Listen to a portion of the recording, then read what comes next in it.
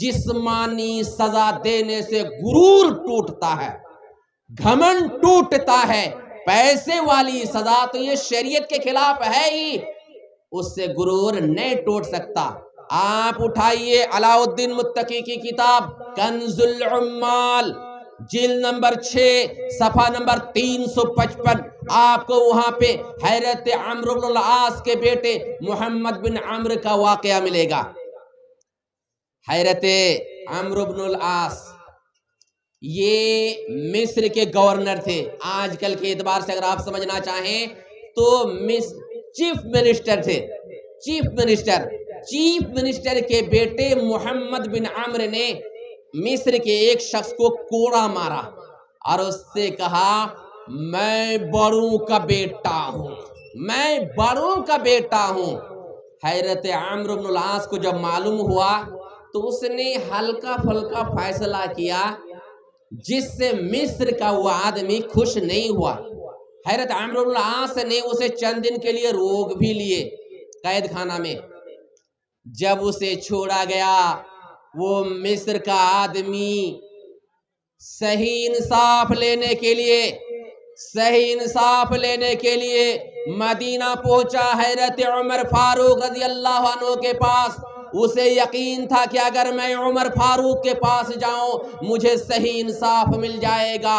इसने आकर के उमर फारूक रज़ी अल्लाह अन्हु से शिकायत की कि आपका जो चीफ मिनिस्टर है मिस्र का, उनके बेटे मोहम्मद ने कोड़े मारे और उसने घमंड से कहा, मैं बड़ों का बेटा हूं। हैरत उमर फारूक को ये बात बहुत बुरी लगी और अम्र इब्न आस को और उनके बेटे को मदीना बुलाए। वो दोनों आए तो हैरत फारूक आजम ने मिस्री आदमी से, मिस्र के उस शख्स से कहा, एक कोड़ा उठाओ और उसके बाप के सामने मोहम्मद को लगाओ कोड़े उसे।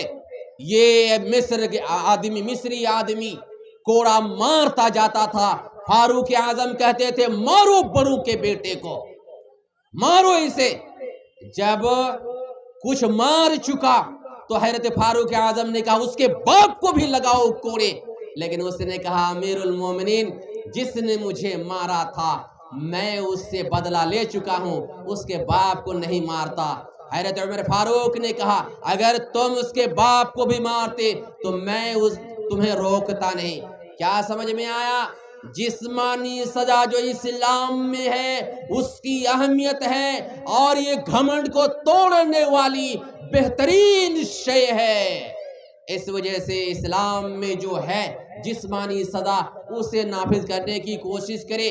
और हमारे समाज में हमारे जो भाई लोग मेहनत से समाज की खिदमत करते हैं और फैसले का काम भी क्या करते हैं, उसे सही फैसला नाफिज करने की कोशिश करें, ताकि अल्लाह रब्बुल आलमीन के यहाँ नूर के मिंबर पर आपको सीट मिल सके। अल्लाह रब्बुल आलमीन हमें समाज में सही तरीके से फैसला करने की तौफीक दे।